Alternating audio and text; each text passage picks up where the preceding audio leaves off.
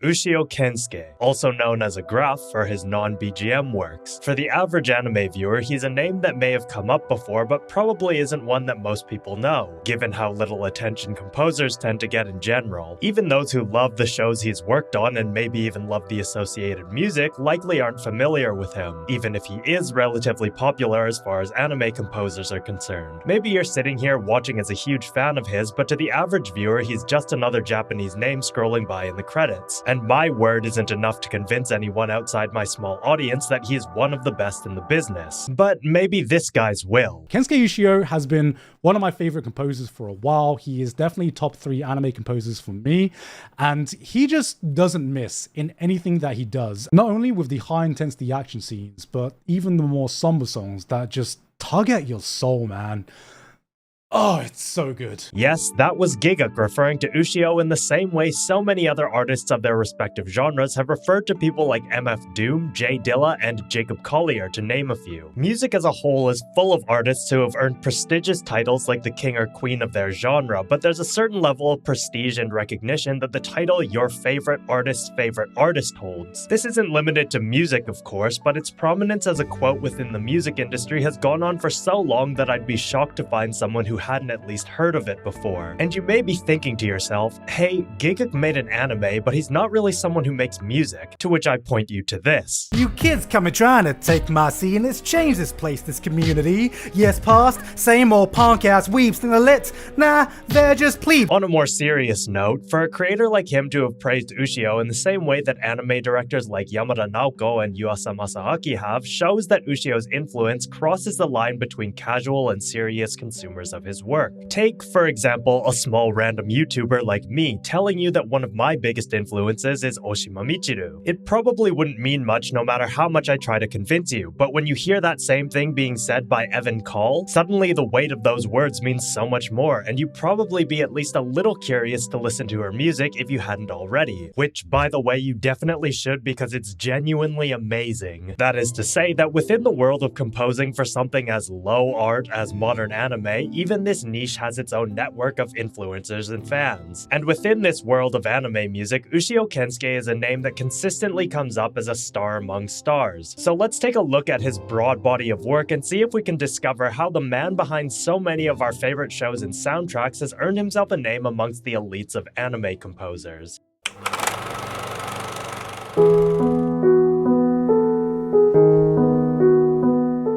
Ushio's early career started mainly as a solo artist, later forming the supergroup Llama, and then landing roles as a production assistant and arranger while occasionally doing some songwriting and sound engineer work. It wouldn't be until 2014's Ping Pong the Animation that he would get to write his first solo soundtrack. And while I don't doubt the music for Ping Pong was incredible, I'd be lying if I said I could remember how it sounded. I'm sure that I couldn't pick out any of his earlier work on the handful of tracks he wrote for shows like Space Dandy or Undou either. Like most people now familiar with him, I was properly introduced to Ushio through Yamada Naoko's 2016 adaptation of Koi no Katachi, A Silent Voice, paving the way for a partnership between the two that continues to last to this day. When I think of Ushio's music, I rarely find myself enraptured with any sweeping melodies or thematic material. Rather, it's the feeling of the music that captures the listeners and viewers, placing us into a deep emotional space regardless of the work he seems to be writing for. Despite the fact that I find myself drawn towards melodic music with lush orchestrations, Ushio's sound has a somewhat confusing way of pulling me in that I'm not even sure I can properly convey. To start off, the piece currently playing serves as the main theme of A Silent Voice. This is one of the rare times Ushio utilizes such a clear and strong melodic leitmotif, and is likely the reason I first became drawn to his music. The piano features heavily throughout the soundtrack, with most, if not all of the tracks recorded with a number of mics placed in or directly on the body of the instrument to capture the sounds of the moving mechanisms within it. Not only does this make the music source sound incredibly close, but it also feels oddly warm and intimate, a feeling that Ushio wanted to capture while also making the listener aware of the physicality of the instrument and its resulting sounds. This was an intentional choice made in response to the story, being one that centers around the deaf character Nishimiya Shoko and her former bully Ishida Shoya, who wants to atone for his treatment of her. The piano itself invokes feelings of nostalgia tied to the character's shared pasts, and the intimacy of the recording can be interpreted as their changing feelings lines towards one another. On the flip side, by placing the mics within the piano, the listener also gets a sense of the hollowness of the instrument as well, a feeling that Ishida suffers from constantly as a result of his actions and the consequences that came with them. The wooden mechanisms that produce the more physical sounds within the piano can be understood as Nishimiya's feeling of music, given that she can't hear it and must interpret music through a more tactile sense. From this one track alone, Ushio has already managed to demonstrate his ability to create memorable musical themes as well as the level of thought that goes beyond the actual notes being played. This level of scrutiny in the recording of the instruments translates to nearly all of his soundtracks and is arguably what makes his sound so distinct from the moment the first few notes reach the listener's ears. The sounds are raw, intimate, and placed in spaces that reflect the surroundings in such a way that we might as well be sitting there next to the musicians. And this is only the start.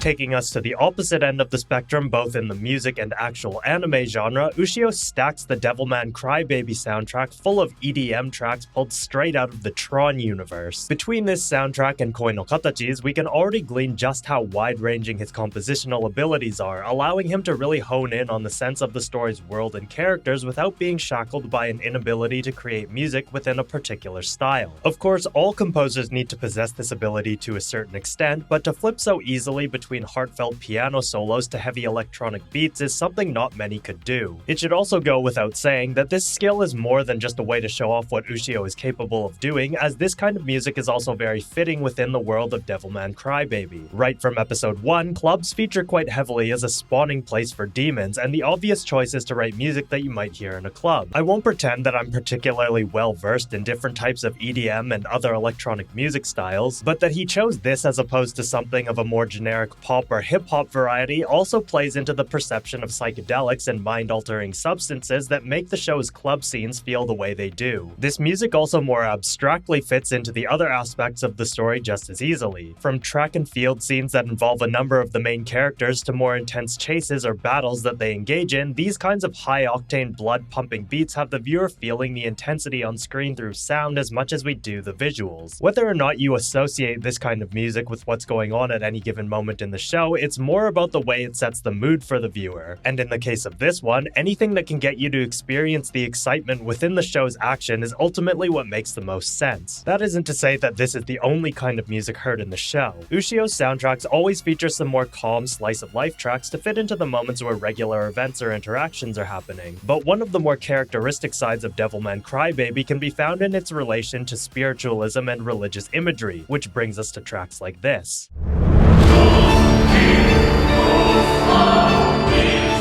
Between the organ and the choral chants, it's not hard to see and hear how this ties into a church-based demon-related story. The hints of electronic noise tie us back to the EDM sounds that we'll find throughout other aspects of the soundtrack, but the main focus is clearly on the heavy orchestral drums and classical instruments. There's a heavy sense of tension that clearly illustrates how certain moments within this story will hit in a much deeper way than a fast beat can convey, perfectly showing just how much of an impact this kind of music has on this kind of show. Which is why it's a perfect moment for me to say that everything I just said about Countdown to Death is a complete lie.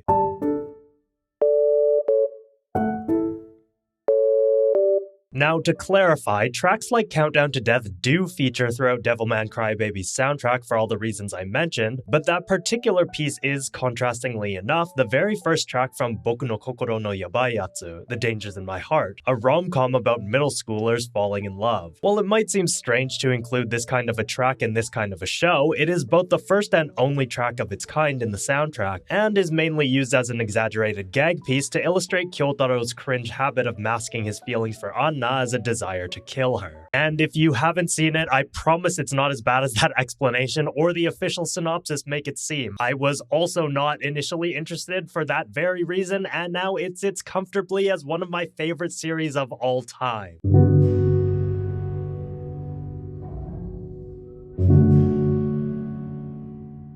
The piece playing right now is actually the last piece on the soundtrack and is arguably one of the most romantic pieces of music I know of, even if it's the context that's skewing my opinion. In fact, unlike a lot of soundtracks that other composers write, I often have a hard time separating Ushio's compositions from their associated works. That isn't to say that I have extremely strong feelings about every piece of media he's been involved with, but the ones that hit always hit incredibly hard, and his music is often at the center of why I can have such strong feelings towards what are usually already very impactful moments even without the music. If we set aside the context for the time being, the track opens with some deep piano chords, cycling through G major 7, D, E5, F sharp minor 7, and A chords, giving us a 4-1-4-1-2-3-2-5 progression.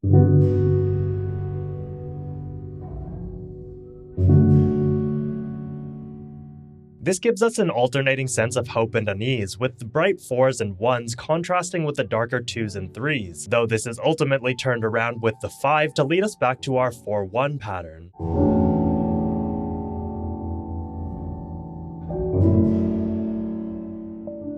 Having this 5 chord to lead us back to the initial bright pattern gives us an uplifting sense that even through the darker times, there will always be something to pull us back to the lighter half. This is a nice sentiment in and of itself, and in the context of Boku Yabai, it makes a world of sense, especially given that this is the piece that plays when Kyotaro is able to properly express his feelings to Anna at the end of Season 2. Where his negative outlook on life threatened to take him down a dark and lonely path, Anna's bright personality and treatment of him like a normal person led him to realize that his old mindset was actually a manifestation of his lack of self-worth. Anna's own insecurities about pursuing her dreams while balancing her normal everyday life also fit with these alternating chord patterns, with Kyotaro's support giving her the confidence she needs to push through the stress and challenges.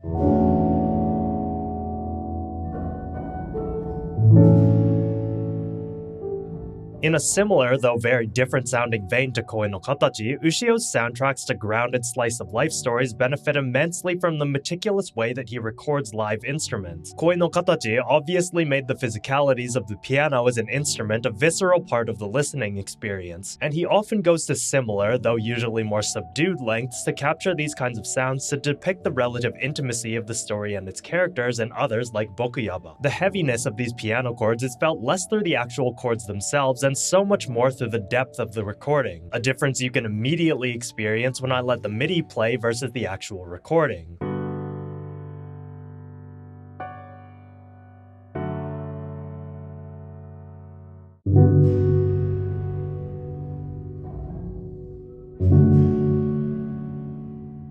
As you can hear, there's simply a level of emotion and earnestness that comes across from recording up close and in an intimate space with the piano that simply doesn't come across in a digital rendition or even an unedited recording. Throughout the rest of the piece, we also hear a number of flighty piano flourishes and natural percussive sounds as well. For the most part, these aren't exactly adding anything to the music on a deep level, but create something of an organic musical effect to embellish the overall sound. Again, this adds to the intimacy of the piece, as if the music is a representation of the scene, while these sound effects feel more diegetic, like the characters are speaking near a piano and one of them is lightly pressing keys without any reason or direction. While I've tried my best to transcribe the actual rhythms in the music, Ushio likely didn't put nearly this much thought into the timings of the notes and instead focused on what kind of embellishments would best get the effect across. And it's this attention to small details like this that bring his soundtracks a step above so many others. Whether it's the physicalities of a piano and a silent voice or the ambient resonance of the classrooms and the sounds of objects within them for Boku Yaba or Liz and the Bluebird, Ushio never shies away from experimenting if it means that we, the listeners, are able to feel as if we're in the same physical or mental headspaces of these characters. Considering that his techniques aren't new or revolutionary, I often wonder why more composers, myself included, haven't been able to utilize them more often or to such great effect.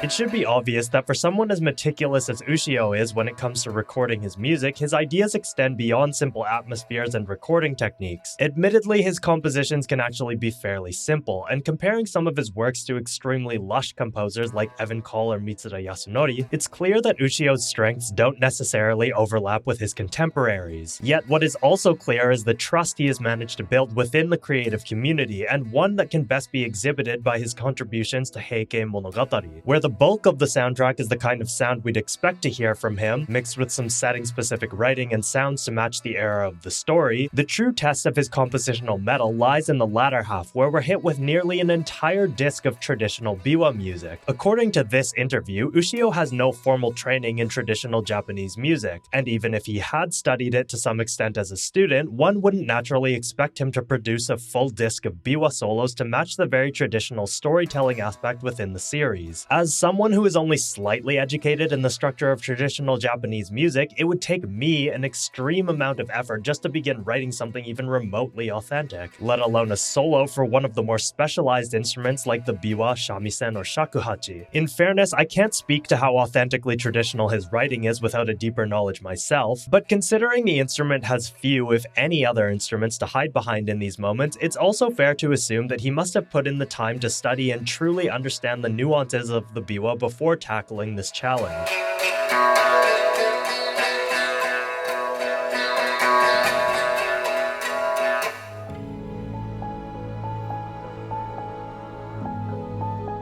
I think it would be foolish to mention any other piece from across Chainsaw Man's soundtracks without first talking about what is arguably its most memorable piece, coming from what is also arguably Chainsaw Man's most memorable scene. While Ushio is more than capable of writing music for intense battle scenes in a variety of different styles, as evidenced by a large portion of Chainsaw Man's punk, metal, and electronic-inspired tracks, it is still the more subdued and emotional pieces of his that shine through so much more. Personally, I don't actually find much of his more hype music all that memorable on its own, and while I have nothing but respect for how he developed an entirely new AI-infused synthesizer to organize the pitches of chainsaw sounds to match the music playing at any given moment, that's more of a sound design and engineering feat that deserves its own separate kind of praise. The track currently playing likely needs no introduction, as anyone who has seen the Chainsaw Man Reze arc is almost guaranteed to have left with strong impressions of the pool scene in particular. On its own, the track is a lush, romantic piece, highlighting the piano and strings to give a sense of nostalgia and love that evolves into a mix of darker harmonies by the second half. These harmonies, mixed with some golden age Disney chord progressions, call back to an earlier age of film music, hinting at an older time of storytelling where the films we've come to know and love were often based off of darker, more tragic tales.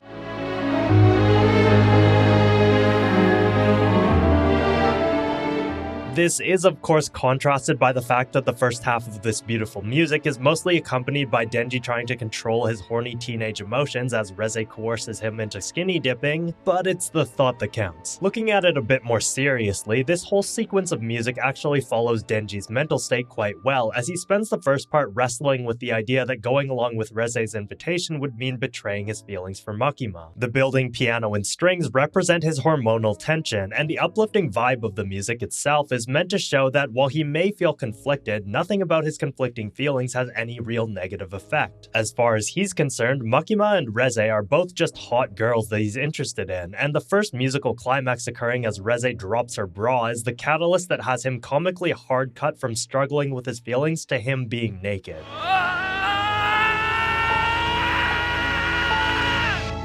The music then cuts back to a piano solo, developing the bright uplifting harmonies into something darker as Denji considers whether he really will jump into the pool or not. These darker harmonies shift the atmosphere away from Denji's mental state to the larger situation at hand, as we, the viewers, should already be suspicious that Reze is more than she seems to be letting on. The music then explodes back in as Denji finally makes the jump into the water, shots of a spider ensnaring its prey cut in throughout the scene as Denji and Reze play in the water.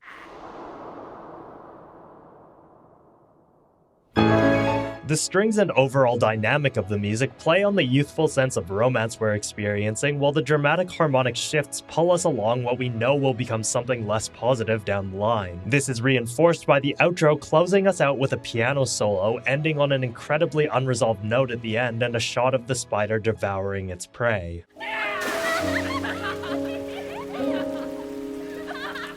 It's clear the music was meant to fit the timing of the scene itself, but what's more impressive is how Ushio manages to have the feelings match the evolving visuals on screen through his music. Denji's mindset is that of your average dumb teenage shonen protagonist, and while Reze hasn't done anything at this point in the film to make us question who she is or what her motives are, the simple fact that she suddenly gets introduced and involved with him so quickly is telling enough to have us feeling uneasy about their rapid development. The sound of the instruments play on Denji's simple-minded innocence, while the actual harmonic developments also heighten our sense of unease.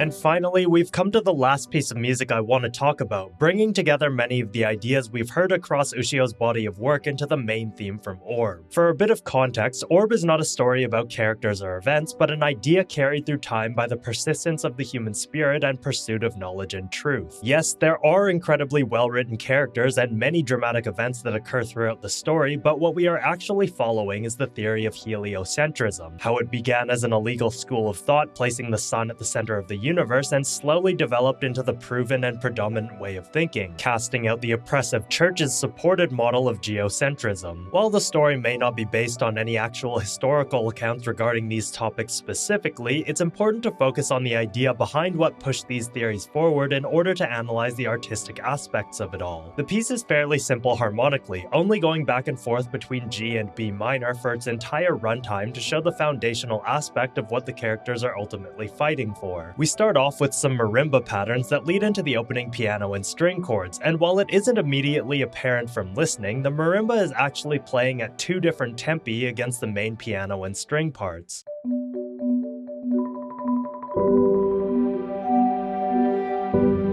As we've seen and heard in other tracks, Ushio is no stranger to rubato, odd rhythms, and even playing things slightly out of time if it adds an emotional impact. And this seems to be an evolution of those techniques that adds to the atmosphere without being overly distracting rhythmically. We can interpret these separate lines playing at different speeds as a representation of the different characters pushing along the theory of heliocentrism at different paces. Each of the lead characters always has a manner in which they are progressing the idea, and while it may not always line up with the other's methods or goals, they are all ultimately working towards the same endpoint, building upon the foundations left behind by their predecessors. Throughout the minimalist progression of the piece, it's interesting to note that the main piano melody actually doesn't change as much as the high string lines do, to which there is another explanation. Where the piano sees minimal changes, occasionally adding and removing notes from the simple melody to represent the aligned goals of the characters at any given point in time, the strings show the more broadly sweeping impact on the overall changes in society's understanding of the universe. This subdued string melody is mostly played with long notes, acting more like harmonic textural effects for overall atmosphere. But the fact that it exists as a separate pattern to the piano and low string harmonies is enough to show how the shifting outlook of society is both gradual and quiet in comparison to more radical and outspoken individual voices.